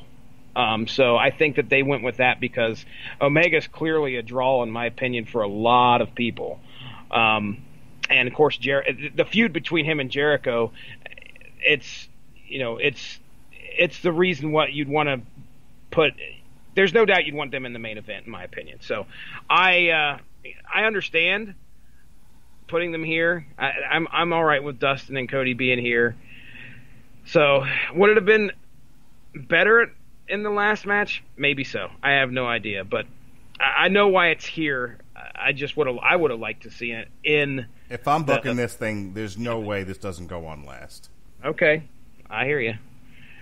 And if you're going to have somebody bleed gallons, it's the guy that wins the match, not the guy that loses. Because because again, unless there's like going into this, like Dustin like molested Brandy Rhodes or something, and Cody put Dakota Rhodes through a fucking table on her head, and Joey Janela threw himself out of a building. I mean, I don't. In other news, Joey Janela is dead. I think we need to call up Joey Janela, like, hey, what if your gimmick is that you're being affected by a voodoo witch, and every time someone sticks a pin on there, you get hurt? Only it's not that; it's another wrestler. Yes, it's a wrestling move. He's just laying in a ball, one leg in the air. Somebody's got him cradled in the pin. What is wrong, Joey? I can't breathe again. I've been like this for the. Somebody help! Once again, he's in catering. He's making himself a sandwich, and suddenly he just flips over. Oh! Someone did a 450. Laying there in pain. Oh, that's classic. Oh man. So okay. So you don't get a lot of wrestling analysis on the show, but you get a lot of humor. And sometimes that's even subject to maybe not. So the ending. Okay, so let's talk about the ending there, where Cody says, "Hey, I need a brother to help me." Are they planning on facing the Young Bucks? Is that the plan here? Okay. I think it's that Fight for Forever or Fight the Fallen or Fuck You and Your Face. I don't know. Pay-per-view. Their next pay-per-view. Fuck Your Face. No. Okay, so I'm just kind of going forward here. Fight for the Fallen. Which is July 13th, 2019. Yes, it's Cody and Dustin versus the Young Bucks. Mm-hmm. Which, okay, fine, but then don't do... most of the match was fine until he nicked a vein and bled all over the place, and then it got stupid for me. Okay. And my wife was utterly grossed out. Fair enough. I had a good time. Okay. You're wrong. Are we going to... Fuck you! Are we going to talk about the championship belt being unveiled? I mean, not a big deal, other than Bret Hart made an appearance. Bret Hart doesn't know where the hard camera is. Sure. Did you notice Hart that? needs to stop smiling. He was somebody, that MJF dude was roasting him, and he couldn't stop laughing. I was like, wait, Bret. He's trying to give you a hard time here, man. Get pissed. Yeah, this MJF fella. Essentially doing the same gimmick as EC3, but apparently, EC3's Southern New Rich or Southern old Southern Money, I think is the EC3. Oh Jesus, the old EC3 dirty bastard thing. Yes, the old dirty bastard. Each member of the Wu-Tang Clan's a bad mother in his own right. Yeah, I think EC3 was supposed to be like the nephew of Dixie Carter, so I think he's kind of like an old Southern Money type thing, whereas MJF appears to be like a Rich Hampton's Long Island douchebag. Yeah, it reminds me of like the Mean Street, like some dude had come off the Mean Street Posse or something. Yeah, and he was fine. He was appropriately heelish. Yeah, he had good mic skills. I would give him that. I mean, possibly the best mic work of the night. Mm-hmm. Hell, I don't know who else worked the mic that on the show. This segment went way too long, okay. And I wasn't quite. I don't understand what the point of this was. Like, if the Kenny Omega Chris Jericho match wasn't for the belt, I don't understand why they needed to have this segment on here in the first place. Because you present the belt before the match. Yeah, I don't know. Just to maybe give a little bit of what we're going. Look at this. They're actually putting a little effort into promoting what's going to be upcoming by MJF versus it's MJF. No, wait a second. Adam Page. Well, I don't know. I have no idea. I imagine MJF's going to be involved in Adam Page's life here, giving him a hard time for the next whatever until he faces the winner of Jericho Omega. But anyway, I don't know. All I know is that MJF learned me one thing, Mark Radulich. Adam Page is not a horse professor. Yeah, or MJF is not a horse professor. Something along those lines. For a show that clocks in over 3 hours long, they could have cut this segment. Cut this segment in half. The best friends bit in half, and we're back under 3 hours again, which is a pretty good time for any single event. I agree. All right, so now we have the Young Bucks versus the Lucha Brothers, and again, There were a lot of high-impact moves, not a finisher to be seen. Nope. Best match of the night, in my opinion. I have a feeling that some other people would disagree. But, man, I had a blast watching this. Ray Phoenix is fucking phenomenal, dude. I love watching him work. And the Young Bucks are always fun. I mean, I understood a little bit of history going into this because they did a promo package for this one. So, but it was the only one of the night, other than Dustin and Cody. I think Jericho Omega got one too. I mean, if it was a small one. By that point, I was asleep. Yeah, I don't doubt that. But there were some great exchanges between the Young Bucks and Lucha Brothers.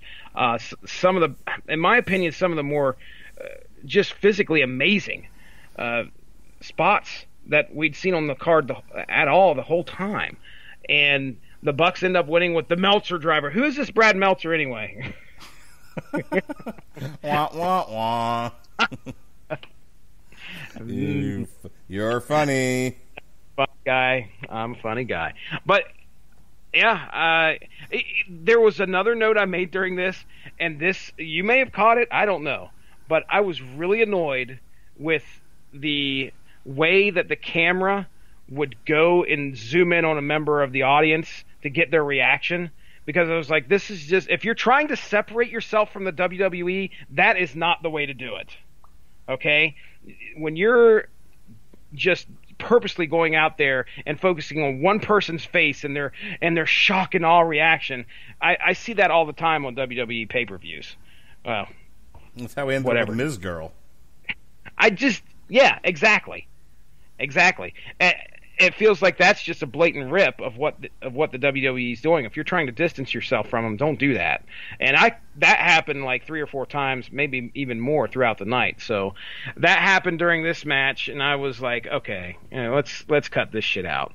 But anyway, I had the double destroyer spot that they did, where I think not Phoenix, but Pentagon Jr.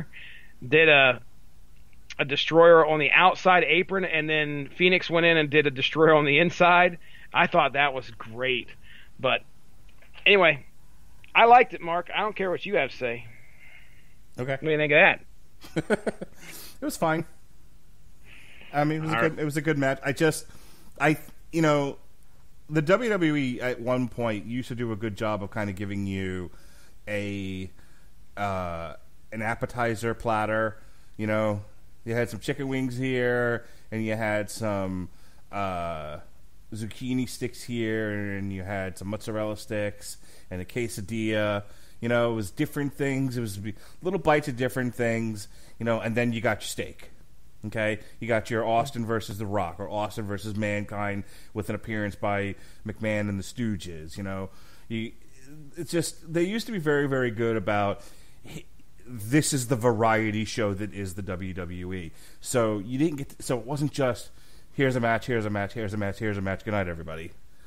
And I think one of the issues I had with this one was there was some fun stuffs in the Young Bucks Lucha Brothers match, but not a whole lot that I didn't see in the SoCal Uncensored versus Chinese Chinaman. No, I completely disagree. I think if anything, that match was amped up to 11 with Young Bucks versus Lucha Brothers. I don't know. Maybe at that point I was just kind of burnt out. Okay. It took a little too long to get there, and by the time it was like, unless Joey Janela falls on his head again. What is he doing floating in air? Oh my gosh, it's a doomsday device. Look, 100 super kicks later. Oh, we've lost the old fat guy who was watching. Quick, get Joey Janela out here and Ace Romero. Get him interested again. It was fine. Here's the one positive thing. If people listen to this go, God, he fucking hates this entire thing. I didn't hate it at all.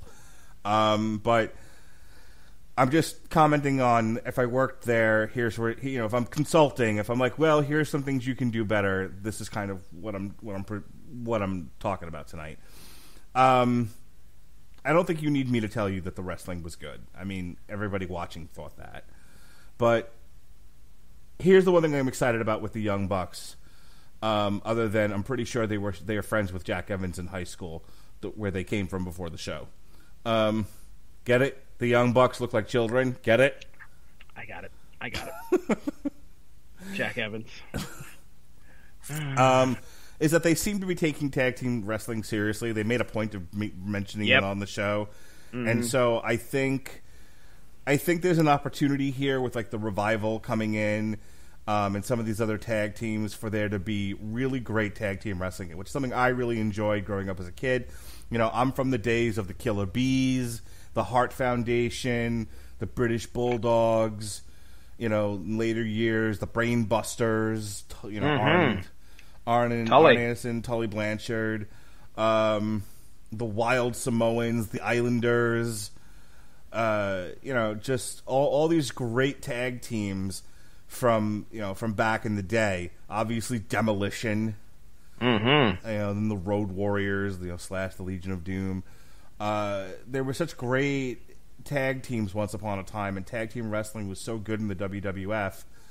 And now, you know, it's a gimmick used to get the main eventer over. You know, oh, look, it's Steve Austin and Shawn Michaels. They don't get along. Now they're tag team partners. And they just won the belt. It's a reference to 1997, everybody. So it's, you know, but they've been doing that shit forever. And it's like, whatever, you know. So I'm kind of hoping to see like a Young Bucks Revival multi-match feud. You know, I want to see more tag teams, and then I think the Young Bucks. The one thing the Young Bucks do well is I think they can organize a tag team match. Obviously, they did one with the Lucha Brothers that you apparently can't stop talking about. You fucking yapping. Loved it. You. Absolutely loved it. All right, you need to hose yourself off a bit. Loved it. So I think there's potential for a lot of fun there. All right. Lastly, Chris Jericho versus Kenny Omega. Chris Jericho won, and Dean Ambrose showed up in the crowd. And apparently chased off fucking Chris Jericho. But I've heard he's going to feud with Kenny Omega. Cool. I'm sure that worked out really well for Renee Young when she shows up to work on Monday. Ooh. Because you know Dean Ambrose and Renee Young are an item, right? Yes, from what I heard, yes. Yeah. Okay. And you know, Dean Ambrose told Vince McMahon that he's just gonna like go into retirement, maybe do some indies, not go immediately to AEW. Fuck you, Vince McMahon. Never mind Vince McMahon. I feel sorry for Renee Young. Yeah. Who pretty much still has a job because she's a girl at this point. Because if she were a dude, she'd be gone. Mm-hmm. Yeah. She'd be, you know, somebody. The Usos would have put icy hot in her underwear. Somebody shat in her bag. Yeah. So, a couple notes on Jericho Omega. Just a couple things. Okay? Apparently sponsored by Cracker Barrel, which really should have sponsored Ace Romero's match in the first place. But either way, they had a big Cracker Barrel in the corner, and they couldn't get it out at the beginning of the match, which was fucking hilarious, because Jericho walks over, grabs the Cracker Barrel, picks it up, and shoves it through the second rope, and then admonishes the referee for not doing it quicker, which was hilarious. And then there was a spot in the match where Jim Ross, good old JR, watches, I think it's Jericho, tries one of the competitors, I wish I could remember who, attempts a DDT, all right, and it flops miserably to where Jim Ross says that was the ugliest DDT I have ever seen. I was awake for that. And then, as if it wasn't enough to call out the botched spot, the guys go and do it exactly over again. They do it a second time, and of course he nails it perfectly the second time. But, so he's got a new move. Jericho's got a new move called the Judas Effect. Yeah, it's a spinning back elbow. I say it's a new move. I don't know. It's probably been something that's been around for a while. But either way, wow. But anyway. Unenthusiastic. Here's the thing. love the Young Bucks Lucha Brothers match, and I was like, Jericho and Omega have to follow that. Mm-hmm. And in my opinion, I think the crowd was very hot for that match between the Young Bucks and the Lucha Brothers. I didn't know if they were going to be able to show enough psychology or whatever to kind of keep everybody interested in this match. I said that these two have this storied history behind them, their rivalry, and in my opinion, I wasn't exactly impressed with the match. I don't know about you, but I mean, it was okay. Jericho came off like a dick, which, that was kind of the way he was supposed to. He was shoving the cameraman and doing all this other stuff. And Jericho, I think, in a lot of people's opinion, is the bar. This guy has done so much for a lot of wrestlers. He didn't look as in shape. I mean, it was no. He's another one that needs to hit the gym. Okay, all right, and I'm one of the guys that needs to hit the gym, but you could tell that You're not a professional wrestler. No, I'm not. Okay, but I've said it before. Like, I know I'm like morbidly obese and need to hit a gym. I'm also not a fucking professional wrestler. I sit at a computer and do assessments for a living. This guy does flippity doos. He does lion tamers. Yeah. Yes. Hit a gym. All right. Well, anyway, he just looked a little bit thicker. But in my opinion, I mean, the Jericho Omega match was okay. I honestly don't have higher opinions of it versus the match that came before it. Jon Moxley showing up. That's right. Dean Ambrose shows up at the end of this and is taking out everybody, including the ref, because he's crazy Jon Moxley, ladies and gentlemen. And then they decide to go and finish. It's Omega and Moxley battling outside the ring to where they make their way up onto the props, the poker chip props, and proceed to duke it out there as well. And I think Moxley hits a DDT right there on the poker chips, sending us out on one crazy note, setting up. Why whatever. does that finish off Kenny Omega? Why not? Why not 100 DDTs? Why not 1,000 DDTs? Well, you see, the difference here is, Mark, he didn't cover him. Okay? Oh, okay. that's the difference. Apparently, when you cover somebody, that is what... it wakes them up? It wakes them up and they're ready to go.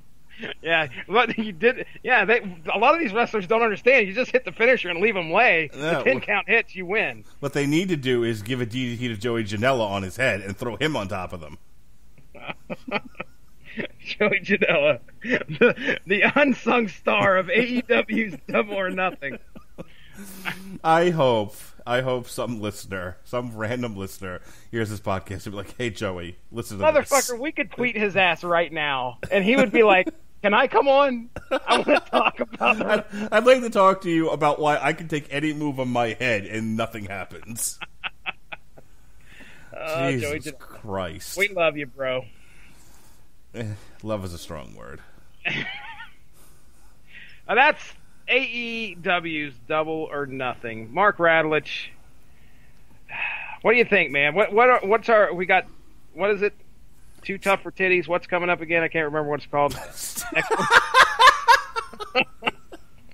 Well, here's my rating on the show. Okay. I'm going to go ahead and give it a C+. Okay. All right. They've got some growing pains ahead of them. Certain matches should have ended the show. Other matches should have been cut short or cut entirely. Things like, if you're going to show off a belt, face the fucking hard camera, not the entrance, you old bastard. But he's Bret Hart. I don't care. If you're Bret Hart, you should know how to face it. You did it all the time in 1997 when you were yelling, "Fuck America." Dude, he fell off the stage afterwards? Is that true? He did fall off the stage. He fucking fell off the stage on the way. Okay, now here's the thing. When I watched him, because I knew that was going to happen. Nothing I've said is going to get me in any more trouble than me cackling at him falling off the stage, by the way. My goodness. When I watched him come out, he looked unsteady. Sure. I mean, he did. He honestly looked unsteady. And the point that you're making about the belt, I was just like, maybe he should have had a handler out there with him that could have actually All he had to do was just stand. So there's a bit that Lewis Black does about George Bush having handlers, where he's like, "What is he, a bear? Like, get the meat." You gotta have somebody there at all times. Come on, George, come this way. Get the meat. Follow the meat. Yep. Just somebody bring the old title from 1997, put it in front of Brett. Come on, Brett, come this way.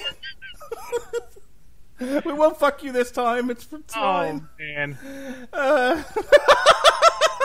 Criminy. I feel so bad. This is why nobody lets me on their shows, by the way.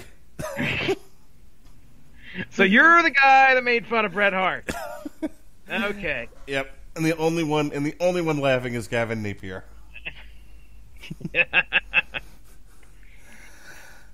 So anyway, yes, continue. So there's some production things they need to work on. They need to be focused on making their product the best that it can, and it needs work. It definitely needs work. The wrestling is fine, but it's not the most important thing. This isn't the UFC. The UFC honestly could have shit production. It really wouldn't matter. As long as you can see the guys fighting in the cage, the rest of it's whatever. Mm-hmm. And the UFC does a pretty solid job of selling you on the fighters. Boxing, whether it's PBC, Premier Boxing Championships, which are on Fox now, or any one of there's like a zillion promotions out there. But anyone, whether it's boxing on Showtime, if it's one of the PBC events, ESPN, whatever, DAZN. Even DAZN had better production values than this. I mean, this looked like a Monday Night Raw. This looked like one of the minor pay-per-views. But there were so many technical errors about it that it's like you can tell they're so focused on, like, oh, look at us, we're not the WWE, we're not doing stupid storylines or whatever, that they're not really focused on how they can just make the product better. And it's the little things, Jesse. It's the little things that matter. Two guys can get in the ring and have a fake fight, and the fans can chant, "This is awesome." But if you just depend on those fans to pay your bills, you're going to be out of business within 3 years. Okay. All right. Well, I mean, if we're giving letter grades, I might go a scotch higher and give it a B-. But I've seen NXT. I've seen so much better. Yeah, I will not deny you that. Me personally, I'm definitely the casual guy walking into this. I'm the guy that hasn't watched wrestling from another promotion since probably, I don't even know if I've watched TNA. That is how casual, sir. That is how casual I am. So, I was entertained. I had to take off my WWF Raw hat and say, okay, well, I need to be invested in all these storylines. I had to get past that after the first match, and when all the Japanese women showed up that I had no fucking clue what the hell was going on. I had to say, okay, all right, this is just for entertainment value. Watch what's going on in the ring. Be entertained. And I was. For the most part, I was. So as for a first showing of AEW, for me, I'm going to give it a B-. There are some things to work on. A lot of the stuff that you said, I would echo. Definitely production value, and definitely, give us a story for everyone. Give me a reason why I should cheer or why I should boo. These guys coming in here. So, but I had a good time. It was. Oh, and again, just as I said at the beginning, one of the major strikes, in my opinion, was it was just too long. And I would have hated to have been a part and actually watched the pre-show as well and just add to it. So, but I'm glad I had the chance to watch it and discuss it, Mark. So we'll see if we do the NXT show. I will definitely give that a shot, and we'll do a little bit of a short comparison at the end. All right. Tomorrow night tomorrow we're going to have a double shot of shows. In the morning, you're going to get the John Wick show that I've been promising you since last week. Sean was not able to record on Thursday, so you got your Game of Thrones episode a week early, and then on Friday, for whatever reason, he wasn't prepared, so we're going to do it Thursday. We're going to do Long Road to Ruin. Oh, he hadn't finished seeing John Wick 2 is what happened. So we're going to talk about John Wick and John Wick 2 on Memorial Day, because what better way to spend, Memorial Day than talking about a guy killing an entire army full of people. You'll also get the source material for... It's horrible. You'll also get the source material for Blood Ties, that if you hated this episode because you hate me, good for you. I won't be on Blood Ties, so enjoy. Happy Memorial Day, everyone. Damn You Hollywood, Alexis Haina will join myself and Robert Winfrey, who's gonna fucking hate that movie. Oh, boy. Ooh, boy. If you enjoy listening to Robert scream and yell about how much he hates something, get tuned into the Aladdin review this Tuesday on Damn You Hollywood. Oh, no. On Wednesday, myself and Jesse Starchy will talk about the new Schwan Enemy. Yes, indeed. And then on Thursday, myself and The Last Word, Robert Winfrey, and Mr. Toxic Masculinity, Patrick Mullen, will review Extremely Wicked, Shockingly Evil, and Vile. It's the Zac Efron, Ted Bundy movie. Very good stuff right there. We will take a break Friday for station identification. And then on Saturday, along with the NXT show, there's also a UFC fight night that you can watch, Gustafsson versus Smith. But at night, it's all about Anthony Joshua versus Andy Ruiz Jr. on DAZN. DAZN. So that's your heavyweight championship boxing. We will do live commentary for that fight. It'll be a 3-man booth, myself, Winfrey, and Patrick. And then on Sunday, Chris Bailey. That fits. It fits. Yeah, it fits. We'll be joining Jesse and I, maybe, kind of, sort of. We'll just talk about the next NXT TakeOver live from Connect the Cut. On Monday, it's Godzilla, Kingdom of Monsters. On Damn You Hollywood, it's Godzilla, King of Monsters. Kingdom, get it? And then, on the 5th of June, Jesse's favorite band, Allegiant, Apoptosis. That's right. And then there's going to be an on-trial for Godzilla, the 1998 movie that everyone loves and adores. No. The following week, we've got X-Men, the Dark Phoenix saga on Monday. Then we've got Dark Phoenix on Damn You Hollywood. And then get ready for some Marine education, everybody. It's Oakley Dokley, Howdly Toodly. And then we'll have an on-trial for X-Men 3, the one that everyone loves. No. The following week, we've got Gotham Central with Andrew Graham. We should probably remind him of that commitment. Oh, yeah, shit. Come to think of it, I might have told him the wrong date, so we might need to do that. Yeah, reach out to him. Reach out and touch him. Touch him hard. Mm-hmm. Okay. Gotham Central with Andrew Graham. And then on Damn You Hollywood, Men in Black International. And then on Wednesday, it's a Panzermensch, it's a Deflator Mouse, it's a Rammstein. And their self-titled album, Rammstein. And then, the Screaming Boy podcast is back. We got, we're pulling him out of retirement, Mr.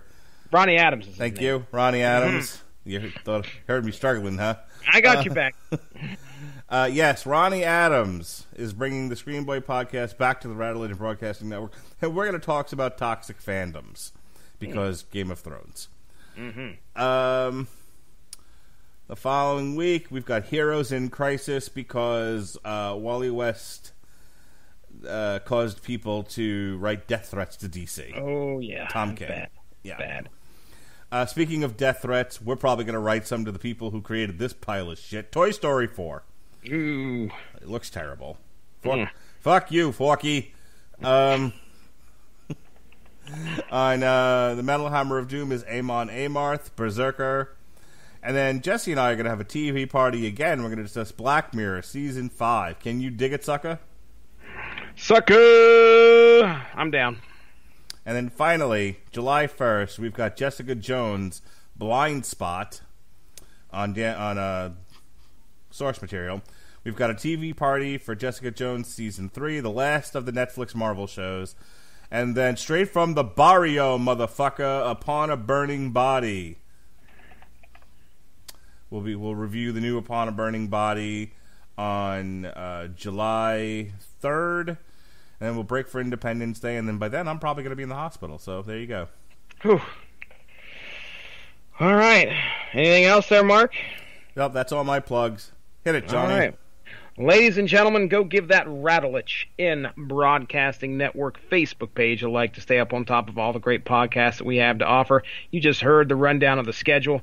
We talk wrestling, we talk movies, we talk TV, we talk comics, all sorts of great stuff out there. You should be able to find some content that tickles your funny bone, your fancy, whatever have you.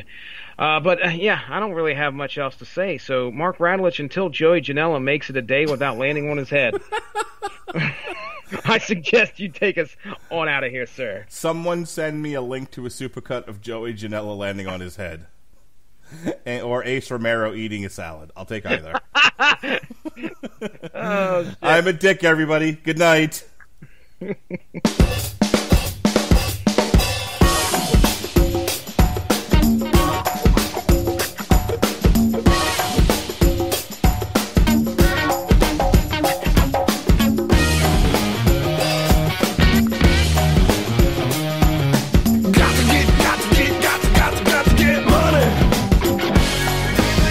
Hi, I'm Jay Farner, CEO of Quicken Loans. 30% of Americans who are planning home improvements of $5,000 or more will pay for those renovations with a high-interest credit card. That may not be a great idea. A better idea may be to take cash out of your home with a Quicken Loans 30-year fixed-rate mortgage. The rate today on our 30-year fixed-rate mortgage is 4.375%. APR 4.65%. Call us today at 800-QUICKEN or go to rocketmortgage.com. Rates subject to change. Pay 2.13% fee to receive this discounted rate. Call for cost information and conditions. Equal housing lender. License in all 50 states. NMLS number 3030. The Starlight Lounge presents an evening with the Progressive Box. Old moon, yeah. That's Hugo, tickling the ivories. He just saved by bundling home and auto with Progressive. Gonna finally buy a ring for that gal of yours, Hugo? Send her my condolences. Hi-oh! This next one's for you, too. There's a burglar in my heart. Thank you. Progressive Casualty Insurance Company and Affiliates. Discounts not available in all states or situations.